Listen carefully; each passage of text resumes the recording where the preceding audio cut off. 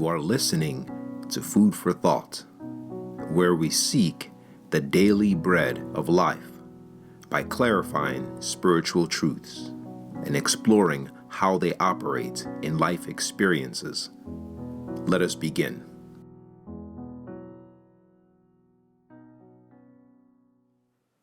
Our topic today is the question, what is the role of desires in temptation? What is temptation? Imagine a man wakes up and finds himself chained to a wall by invisible steel fetters, but who, making no effort to leave the wall, hardly notices the chains and thus cannot experience its tension. Suddenly, he sees a light in the distance and decides to walk towards it. But within a few steps, the invisible chain becomes taut and its tension catches him. He yanks, but the steel fetters resist. What is this? He thinks to himself. I was apparently free moments ago, but now something is binding me. He now feels the tautness of the chains that moments earlier felt mild, so long as he was not moving. And so he must try to struggle free, otherwise he cannot reach the promise and light in the distance. This picture represents man in relation to temptation. The wall represents the earth and all its pleasures. The chain is desire. The tension of the chain is temptation. And the light represents the longing for luminous truth burning within us. Temptation is when we experience the tension between two directions, upward and downward.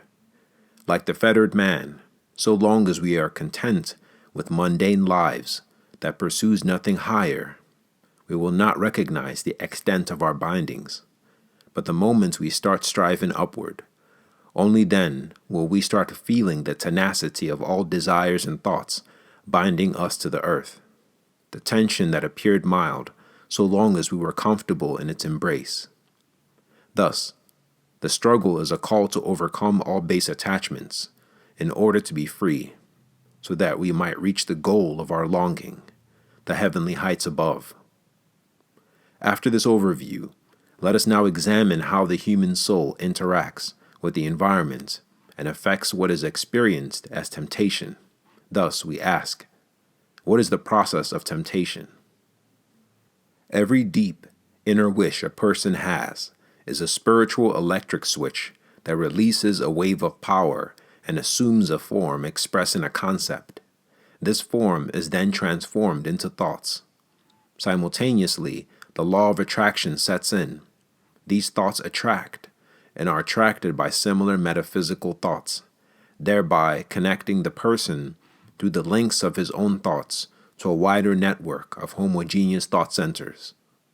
What the person then experiences as temptation is the attraction between his thoughts and those of his homogeneous metaphysical environment. Hence, nothing physical can ever tempt, for we are tempted only by our thoughts about what is physical. More explicitly, we are tempted by the wish within the thought. All physical things do is act as a symbol that represents a defined wish and causes pre-existing inclinations within the soul to stir, which activates the attraction process we experience as the pull or tension of similar thoughts. Thus, the greater the desire, the more tense the magnetism. Hence, the power of temptation lies in desire, because desire is the lever that releases the magnetic power which animates thoughts and activates the attraction process of temptation. Person A is hungry and sees his favorite food on the table. As he walks toward it, his anticipation grows, causing his mouth to water. As he finally sits before it, he feels tempted to eat it, due to his hunger and fondness for it. So he struggles to retain composure. Now picture person B in the same situation, but who loathes the same food on the table. As he walks toward it, his displeasure checks any enthusiasm, causing him instead to feel nauseous. As he sits before it, he would not feel tempted to touch it, due to his aversion for it, so restraint would be easy. Between these two, if the food was the same, what was the difference? Desire. Person A desired it, so he formed thoughts that affected the body through the watering of the salivary glands. However, person B did not desire it, so he formed opposing thoughts that affected the body through the nauseous feeling.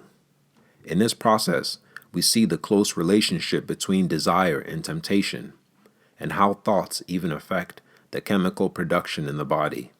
The physical object did not cause temptation, but was only a symbol that triggered pre-existing desires within both people, which activated the attraction or repulsion process.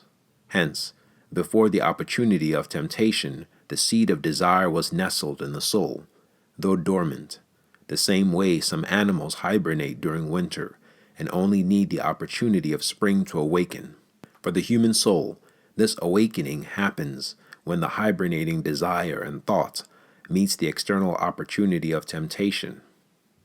We have thus struck the salient word that greatly influences the development of the soul, opportunity. The effects of the latter, together with desire and temptation, are closely interwoven. But we must not rest content with this idea, for we must seek to understand what opportunity is, what it implies, and the automatic effect it has on desire. Thus, we ask, what is the role of opportunity in relation to desire? In nature, it is the environment that provides the support life forms need to develop. Think of dormant trees during winter, their barren branches, the inactive roots. Both are alive, yet appear dead, only because they lack the right season to support their awakening. Now picture when spring comes. What happens? All that appear dead suddenly awakens and grows. What can we learn from this? Simply, everything needs the right environment to develop to its full potential. Moreover, each environment automatically reinforces or hinders the development of each life form. The same principle we observe in our physical world also operates in the inner life of the soul. Opportunity is a type of environment, and desire is the seed of a life form in the soul. As an environment, opportunity gives access to a world of homogeneous thought centers that either helps or hinders the growth of a type of desire, the same way a climate can help or hinder the development of a life form in nature. If desires are seeds, thoughts are weather, and opportunity is the climate. Consequently, our desires are resolutions that require the reinforcement of an inner and outer environment to reach its potential.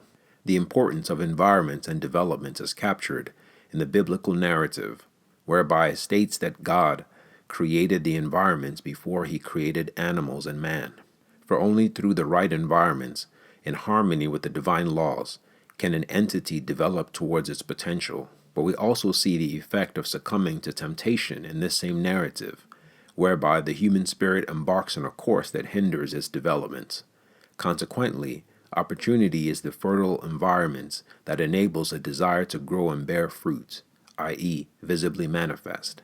But in the beginning of positive change, when inner faults, like roots, still nestle deep within, we have thus found a way to help ourselves, and that is to avoid opportunities of temptation.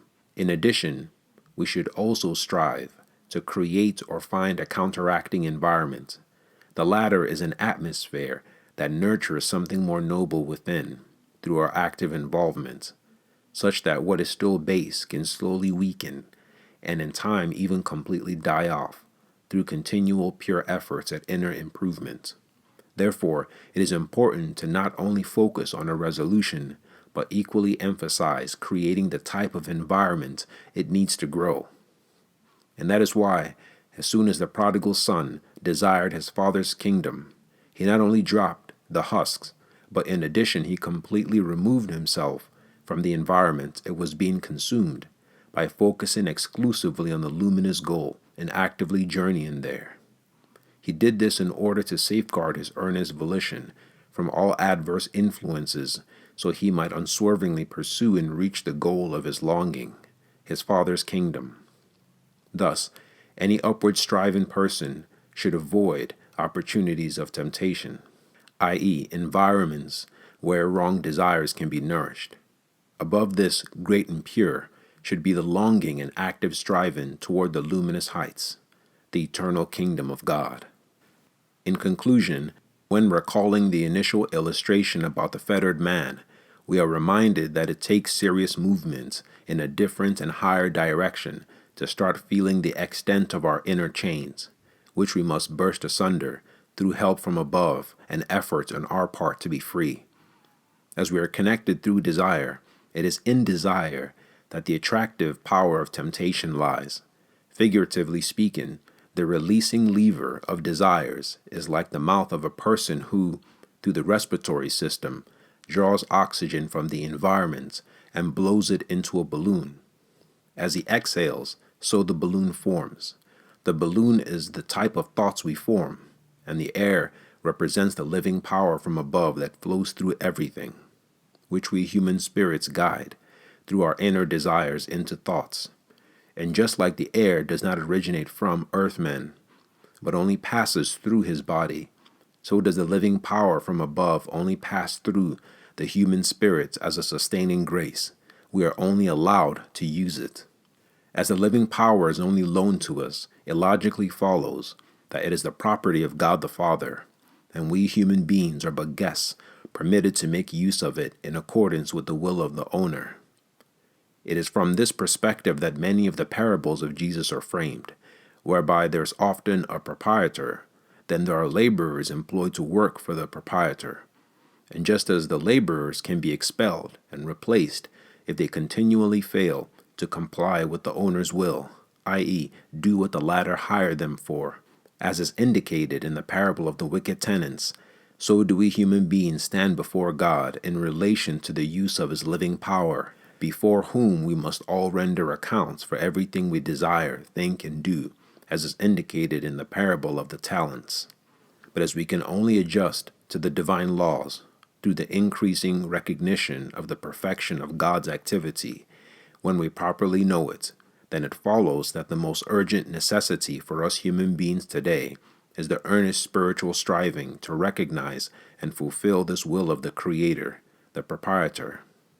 It also implies our true friends are those who, blessed with living knowledge, demonstrate and reveal this divine will to us in its true nature.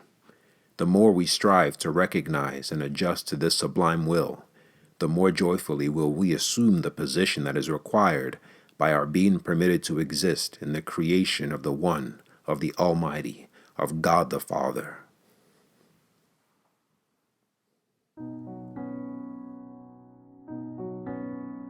You have been listening to Food for Thought by Ikenna Q. Ezala, website foundationforascent.com.